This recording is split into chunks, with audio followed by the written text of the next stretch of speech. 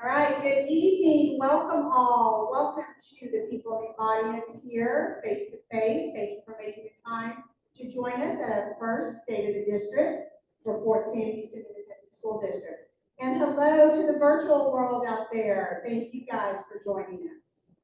We want to respect your time, so we are beginning on time. The purpose of tonight's event is to present to you the state of our wonderful district. We're very excited to share what is going on here.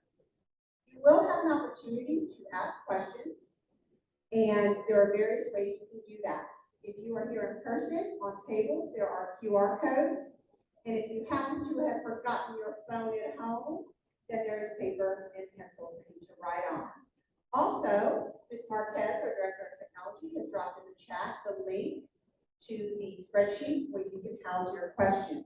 And so we will allot time at the end to ask questions and to respond to as many of them as we can. So again, thank you for being here. We're very excited. And next, I'd like to introduce to you our Superintendent of Schools, Dr. Gary Bates.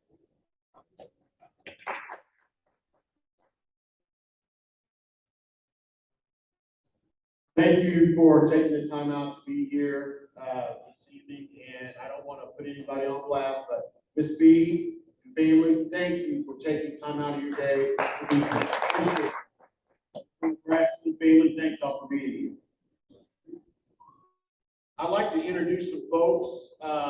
First and foremost, our administration that helps, makes things run a lot easier here in the district. Our great board members here, Mr. Willie White Jr., our board president, Ms. Brown, vice president, and we have one of our board members here tonight, Mr. Richard Kling. He's our secretary, and Ms. Andrea Nicholas, a member, and Dr. Sizer, who is a member as well. And they want to say personally thank you for helping our great district become great. So thank you.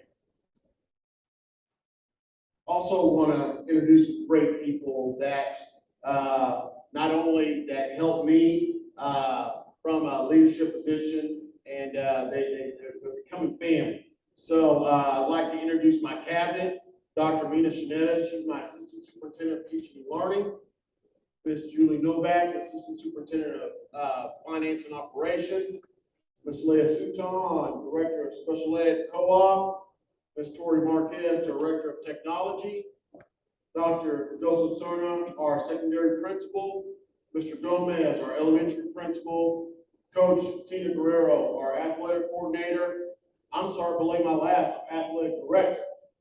And Ms. Lori Fuller, teaching and learning coordinator. So these folks, from athletics to instruction, they help make our district and that high quality education make it go fast and furious. So thank you all. I want to talk about our foundation, our vision and mission. Sorry. Our vision is to promote a quality education where every student is a learner, every learner is a graduate, and every graduate is a success. And it doesn't matter, folks, where you're from the upper echelon or that middle class. We want to ensure that we have a high quality education for all students. I really want to emphasize that, for all students. The mission of Fort Sam Houston ISD is to develop the hearts and minds of all students, empowering them to become successful, active contributors in a changing global community. And, we have an opportunity to affect lives in a positive way. As you very well know, our society is not in a good place right now, but when I go into those classrooms, go into buildings, that's the hope. And hope we can continue to help those minds grow, and our students are our future. So I look and feel very positive about the direction we're going here at Fort Sam. These are our beliefs. I'm not going to read them all to you, but as everyone knows, we exist to serve the military child. We have about 85 to 90% of our students are military, but the other 10%, parents may be working on post or retirees. So that's really what I want to say when we emphasize we exist to serve all our children. So thank you. And with that being said, I'm going to turn it over to Dr. Schneider. If you have the call, ma'am.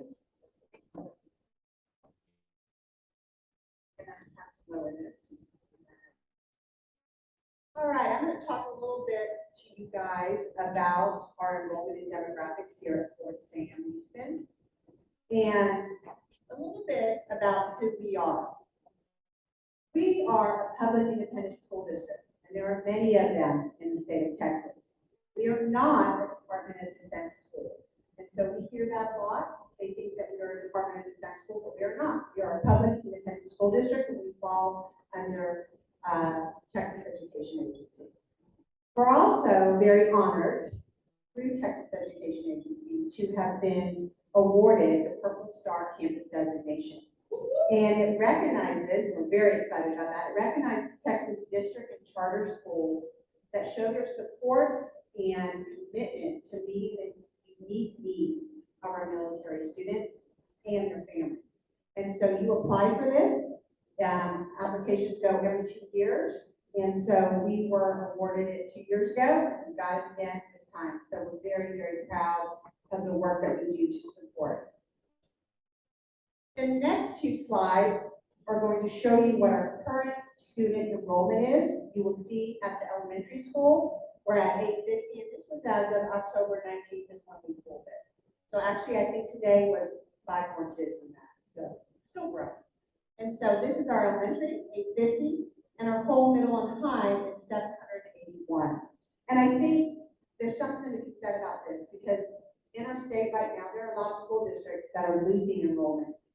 They are losing student enrollment. We are not. Actually, this is one of our highest years of student enrollment. So we're very proud of the fact that we want to send your kids here.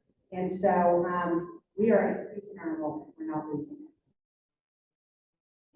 The next slide is a little bit about our staff and student demographics. And you will see in the red is our student demographics, and then our staff demographics in the royal blue that is up there. And one of our district goals is to recruit and retain a diverse population of employees, of teachers, right? That's very important to us. It is important that they mirror our community. And our Fort Sam Houston community is very diverse. And so we're also wanting to always hire the best qualified. And so as Dr. Bates says, it is a beautiful thing when you look at these demographics and you see the trend that we're going. So it's very important.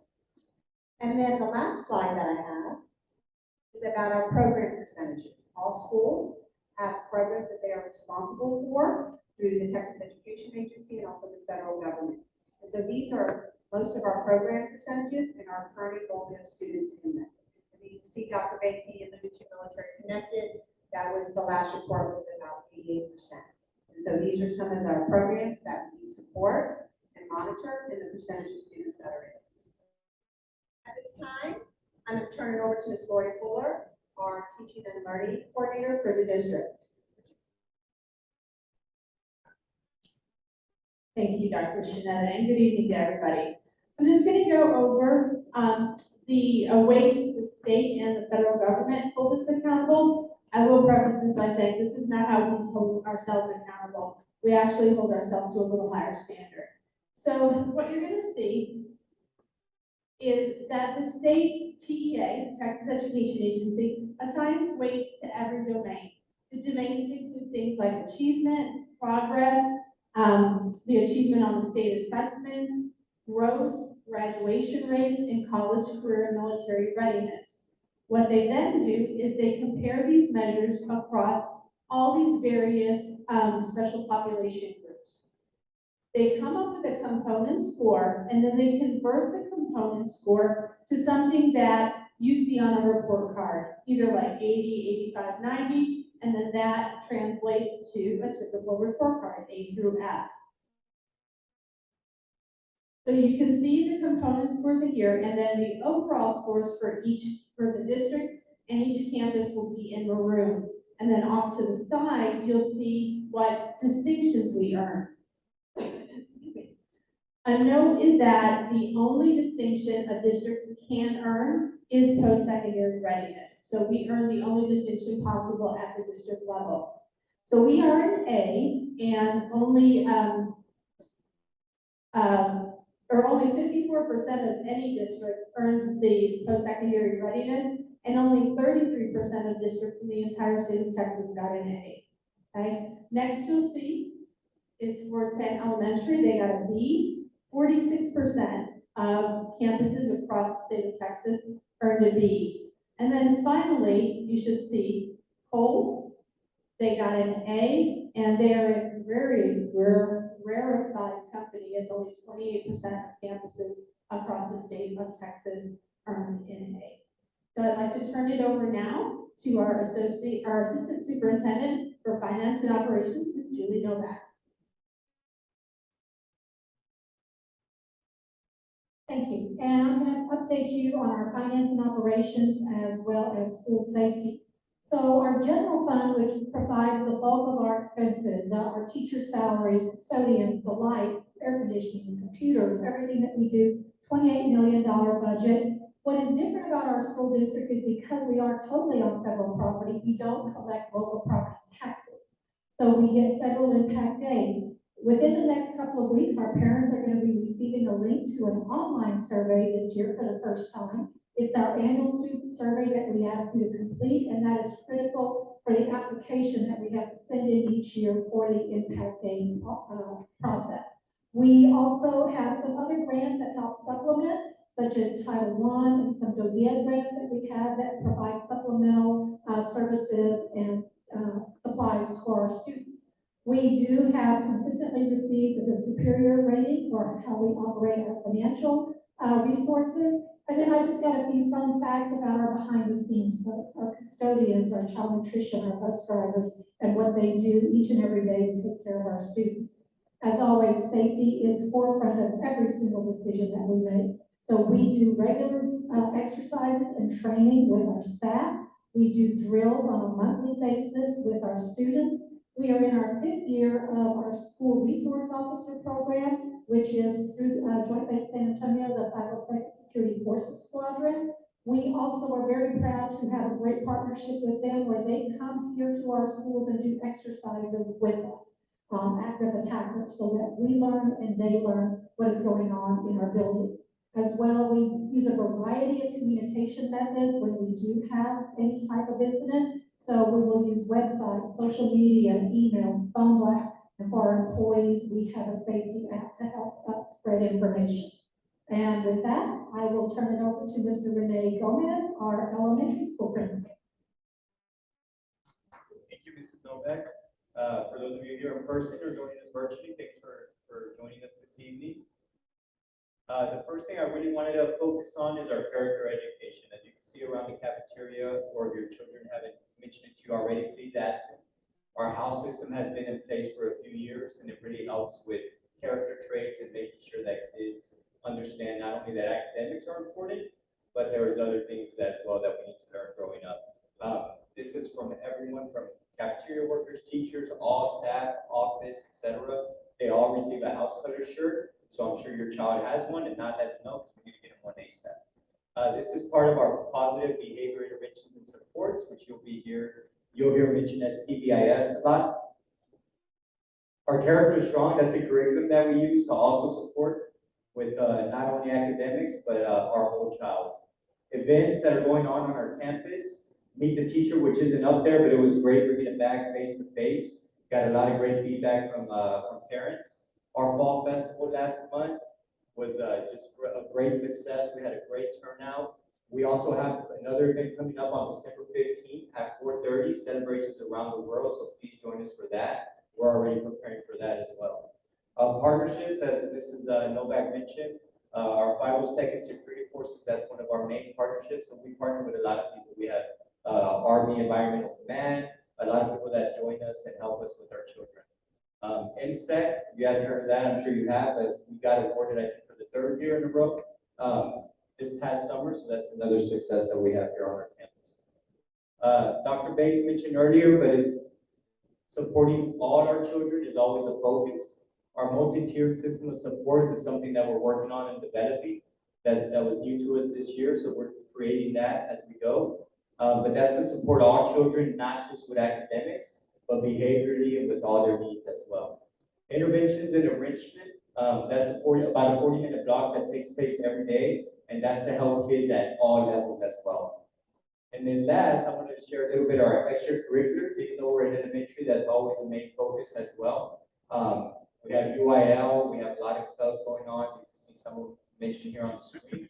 If you're ever interested in joining one or have questions about any of them, please reach out. We're always open to ideas starting new clubs as well. Okay, so, thank you. Next up, we have Dr. Sedna, our whole middle and high school principal.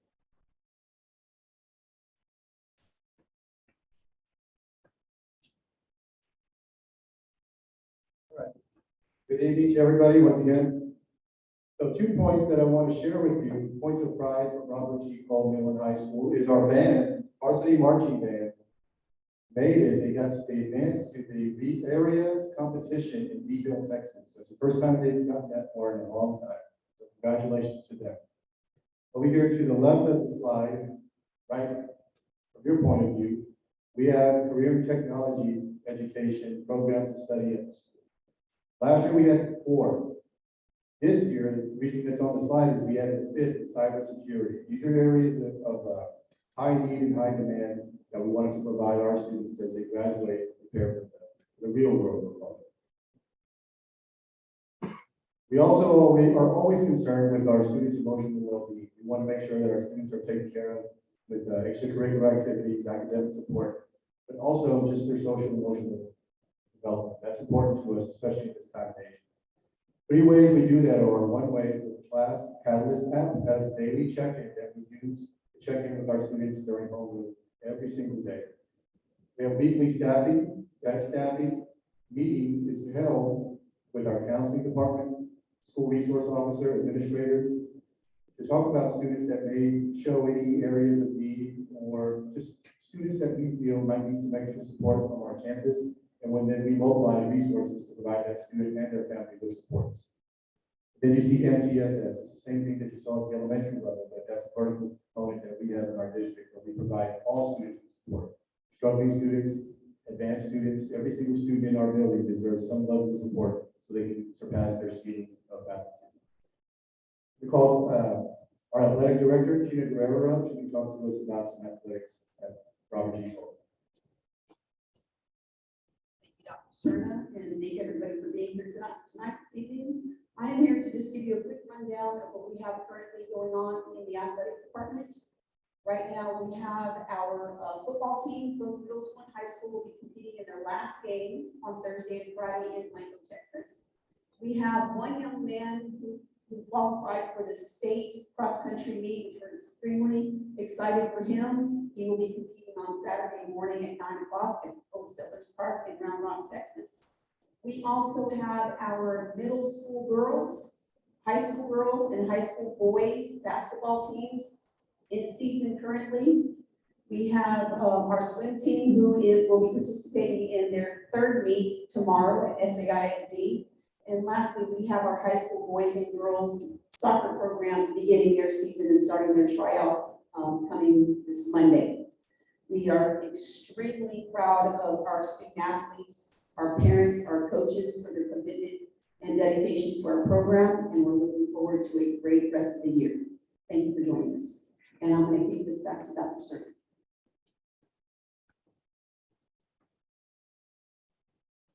Last slide just talks about our class of 2022. These students are gone. They're either in career or college, higher ed, or they chose to pursue their next phase in life. But you see on here that we graduated 106 students, the largest class at Robert G. Cole ever. 100% graduation rate, and the numbers get bigger. You look at that last number on there, $5.2 million in scholarships were earned by our students. And we hope to match that or even surpass that from here on out. So we did want to bring attention to that graduating class of 2022. Next up will be Zalea Sultan, our Special Education Director for the Military Corps.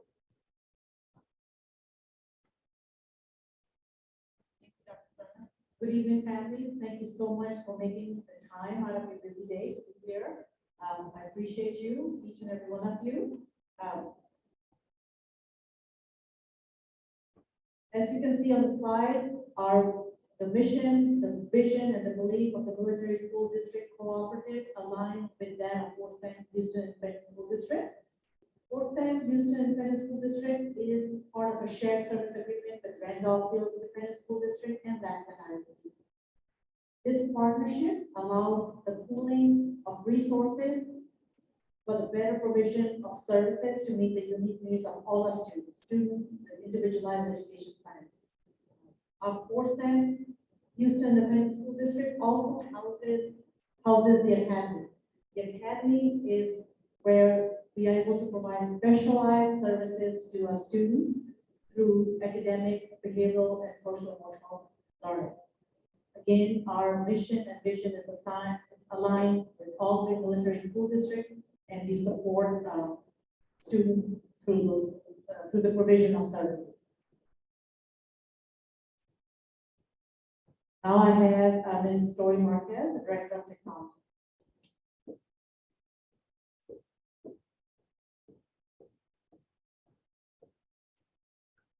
Hello, good evening. Real briefly, I'm Tori Marquez. I'm the new Director of Technology here at Fort Sam Houston Independent School District. My job is the wires and wires and making sure that all of these wonderful people have exactly what they need to do their jobs. And so for us, our commitment is to make sure that our students, no matter what, have full access to engaging materials and to the highest level of achievement possible. So that's our focus with technology: connect them to their curriculum, connect them to their future, and connect them to that world. Amongst our highlights for our particular department, we are working very hard to make sure that we have a robust infrastructure here in place at the school district, including a one-to-one for our 6th through 12th grade kids who have their own Chromebook. At the elementary level, they also have a Chromebook from 3rd through 5th grade that stays here at the school, and then we do have iPads for our kids. The other thing that we're working hard for is teacher resources, making sure they have state-of-the-art, one-of-a-kind resources so that our school district is one of a kind. And then the last thing I'm going to tell you is we're committed to fanatical support. My department talks all the time about how do we do our jobs behind the scenes to make sure that our students and our teachers have everything they want. So that's a little bit about our technology department. And at this time, we're actually going to open it up for questions. And I was supposed to bring my computer with me. So apologize about that. And so we're going to take this time and I'll give you a couple seconds. So on your tables, there are a QR code as well as it was dropped in the chat. If you have any questions for district leadership, you can fill out that code there. And or there's pieces of paper as well for you to put a question down, and then we will take it. Just as a heads up, we're going to answer general questions. If we can't get you that answer, we're going to make sure that we follow individually with you so that you have that answer specifically by the end.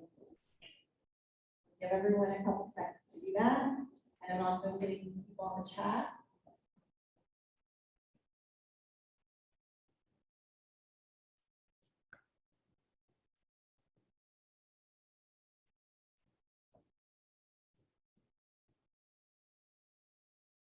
I do have a question that's coming in, and so I want to bring it to the group.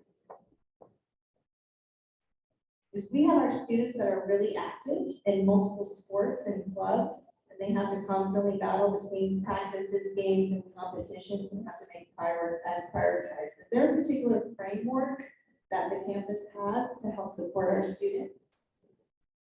Might go to Dr. Cerna or to Coach, would you like to talk about it?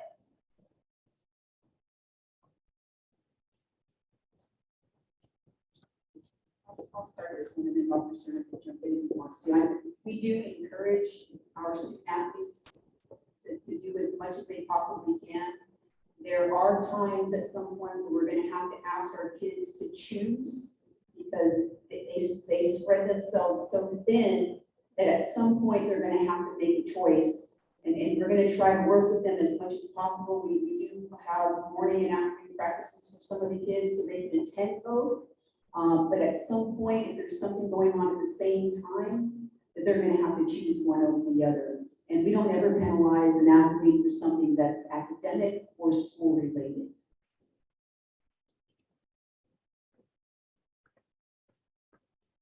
Just building on that response, the students are left with making that choice. That's a tough choice to make sometimes. I want to do culinary, cyber, patriots, and volleyball. And there's decisions to be made. What we ask the students up front are, you got to make the commitment. Are you willing to commit to these required meeting times or practice times? If they can do it, then we hope that they take that opportunity to participate. If they can't do it, we want them to understand you're not missing out on something. It's a choice that you made to be a part of these programs. During the school day, as far as academics go, we do have flex periods every day. During those flex periods, students do have opportunity to participate in clubs and some extracurriculars. So it does exist within the school day's framework. But bottom line is, it's a tough choice, but students do have to make that choice. Thank you, Dr. Center. I do not see any other questions at this time. Good evening. Good evening. I'm not sure how to do it online, but from an observation standpoint, culinary rights is certainly different. And so I'm here, frustrates me that we have a lack of parent support in the community, and we have a lot of engagement that we have. So our focus would be, how do we get parents out to ensure that, your concerns are concerns. So we gotta make sure that we effectively communicate that within our own community, which we live and work. And so it's somewhat disappointing to see that it was a loud crowd, parking lot full, and that's not the case. But I have 3 questions. The first one is, why are other districts or schools using it for? I don't think that was well communicated. So Okay, Dr. Bates? Sir, go ahead and repeat your question. I'm going to repeat it for the virtual world. why are other districts and schools losing enrollment? Why are other districts and schools losing enrollment? That was one of the questions of the face-to-face. Bryce, that's a culmination of things, pandemic still, we're losing kids there, a lot of, school districts, they don't know where these kids are at. I know, Lackland had lost, almost 200 students, could not find these students, so they're going to other districts. And, if you think about it, unfortunately, we're still competing for charter, private schools, taking some kids from other districts, so that is a key in itself as well. So there's a number of things. Districts are competing with other districts, especially in terms of ratings. If you're not rated by law, kids can have the opportunity to go to other schools. So that's another factor in this equation as well.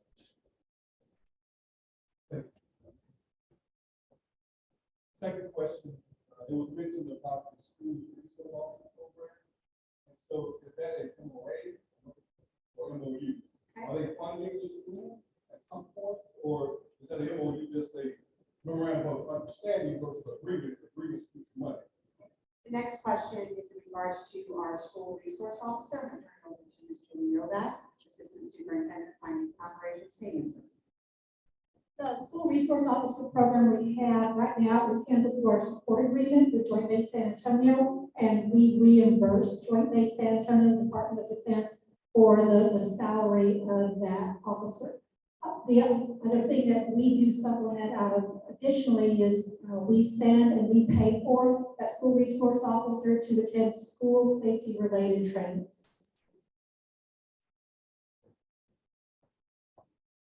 The last question.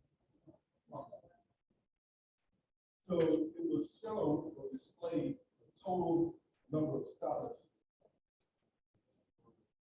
Like 5 million. Right?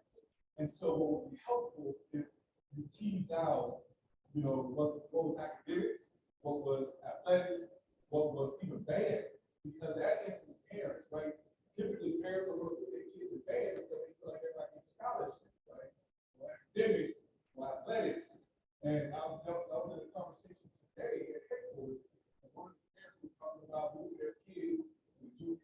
senior year for athletic opportunities, but I've seen you that I think they afford the same opportunity here. So, you know, I came from a rural school and I got a full ride scholarship to P1 school, but I just think that people just need to know more about these things, these numbers, because it has influence impact to One of the questions in face-to-face was, on one of the slides, we talked about the class of 2022, and we talked about the amount of money that we're getting in scholarships. And so in response, he was asking if we could, separate that out about which ones go for academics, which ones go for sports, and so on and so on. And so we do release every year in a school board meeting, a outline of exactly what the, scholarships are for, and they're separated out. And that is for public view. So we can have that and we can show it to you. Yeah, so that would be helpful, you can display it on your website or some other means, because everyone doesn't get the annual reports or even, you know, have interest in board meetings. But again, you know, the reason it just came up because I was just having a conversation with parents today, so, okay. Well, thank you for your feedback, sir. Thank you very much for it. All right, then we have one other question, and I'm going to turn this over to Ms. Novak, our Assistant Superintendent of Finance and Operations. Do we have a timeline for the area behind the technology building to be developed for baseball, software, and tennis? Or softball, sorry. Softball. It's okay. I put it. Yeah, so we do have that property behind the technology center. We have a master plan for the district, and actually Dr. Bates and I were speaking about this just last week. We need to get our facilities committee back together and figure out what our next project is, because there are several things planned for that area. In addition to athletics, we do plan to move our operations, facilities, and transportation over there. We would like eventually to move central office and our professional development center over there, and let Cole Middle and High School have the two buildings at central office. They are expanding their curriculum programs, and for several years now, they have asked, they said, you know, we could do more things if we had your two buildings. So as far as a timeline right now, we do not, we are bound by the financial resources of that, because we cannot issue bonds in this school district, so we have to save money in what we call our fund balance. So it's a matter of, and the other thing that is hurting us tremendously is escalation in construction costs right now. For example, the Mosley building project, we initially started getting cost estimates for that in 2017. By the time we got the grant from the Department of Education for it, literally 6 months ago, the cost estimates have doubled, literally, from $3.7 million to $7.2 million. So that's the other factor as we try to save money for our next facilities project. Construction inflation is hurting us as well.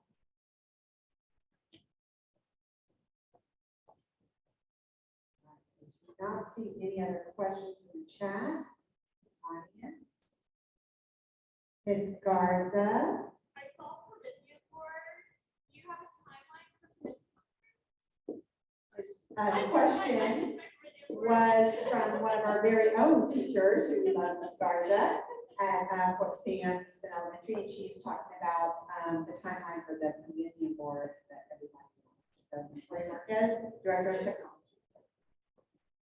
Ms. Garza, I am committed to giving you a community board, but the long answer is that we currently have boards mostly in the middle school and high school for everyone who kind of knows, and where our commitment is to make sure that the elementary has these staffing services.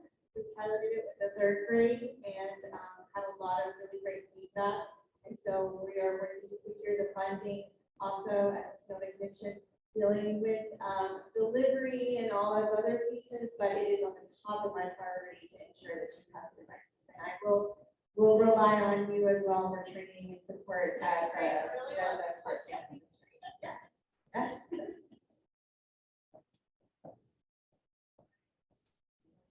Time is 5:35, and we wanted to make sure that you guys have time to get dinner and such. So we do not have any other questions. So at this time, I'm going to bring Dr. Bates up to close out our evening. And thank you very much. Folks, once again, thank you for taking the time out of your busy schedules. It is a very busy time of the year, and I will end it as Lester Holt says, take care of yourself and one another. Thank you. God bless. Safe travels home.